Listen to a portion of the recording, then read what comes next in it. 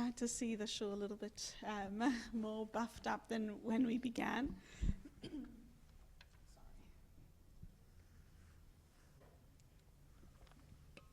And I'm sure some more have rolled in and joined us that are online as well. So welcome everyone and Shabbat Shalom to this Shabbat Shuvah with Rabbi Greg and myself and Phoebe from Tamar, our young adults in the progressive movement here in Cape Town. So this Shabbat is one of our special Shabbatot in the year. This Shabbat is called Shabbat Shuvah, the Sabbath of return. And yes, I'm sure that sounds familiar because we've been talking about Shuvah or Teshuvah for the entire month of Elul that we've just finished, with the theme of returning to the best and purest versions of ourselves that we can possibly be. And in this time, between Rosh Hashanah and Yom Kippur, we have one more parasha in the Torah before we both end and begin the reading of the Torah again, right from the very beginning at Simchat Torah.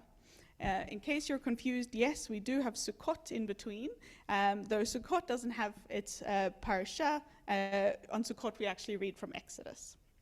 So we have this parasha to remind us of and to focus us on these themes of returning to ourselves and returning to God, in the hopes that we move through the space, through these 10 days of forgiveness, totally encompassed by these values of teshuvah, repentance, tefillah, prayer, and tzedakah, righteousness. Which is also why you'll find that we have our blood drive happening next Thursday on the 10th to serve as an opportunity for all of you to join us in bringing these themes into the start of the new year 5785, our year of repair and healing. So I hope to see you all there, those that can, anytime from 4:30 here in Greenpoint. This Shabbat is also Parashat Ha'azinu, from the word ear, ozen. The parasha opens as Moshe shouts to the heavens, "Give me your ear, listen to me." Moshe then continues by reciting a song or a poem that recounts the journey of the Jewish people before they enter the Promised Land. And after this final song that Moshe sings to Bnei Israel, they do in fact enter the Promised Land.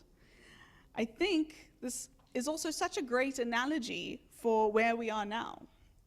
We are in between Rosh Hashanah and Yom Kippur, and in a moment of song, a moment of reflecting on our journey of this last year.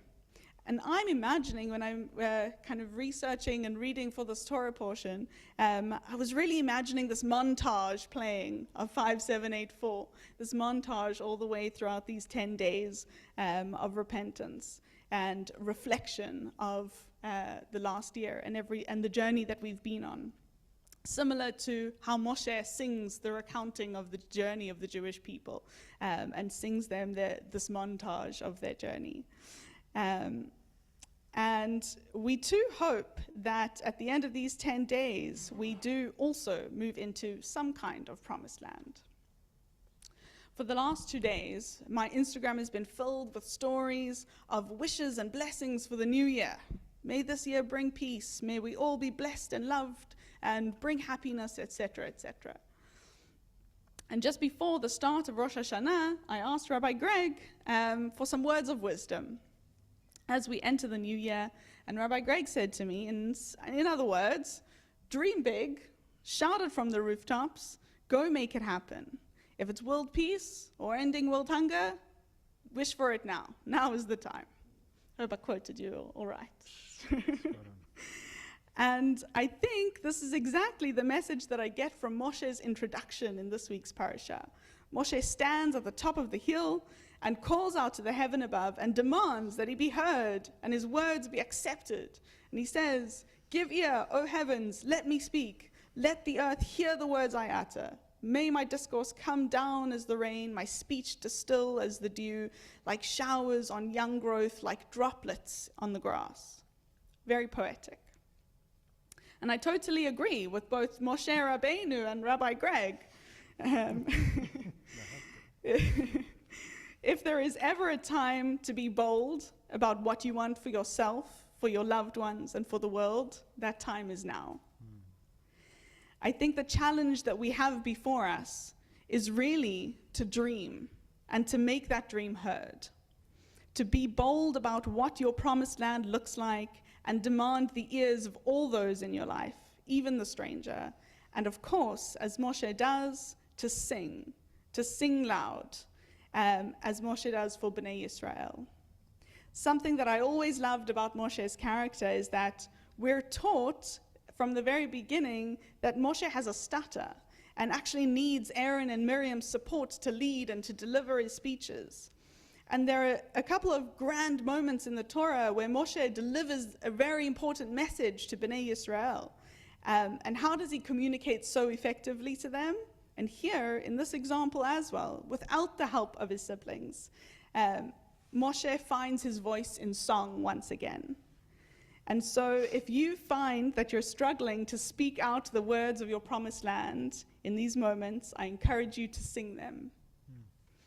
So to add to our New Year's wishes that I'm sure are bubbling still on social media and in our hearts, may we all find it in our voice to sing our dreams into reality.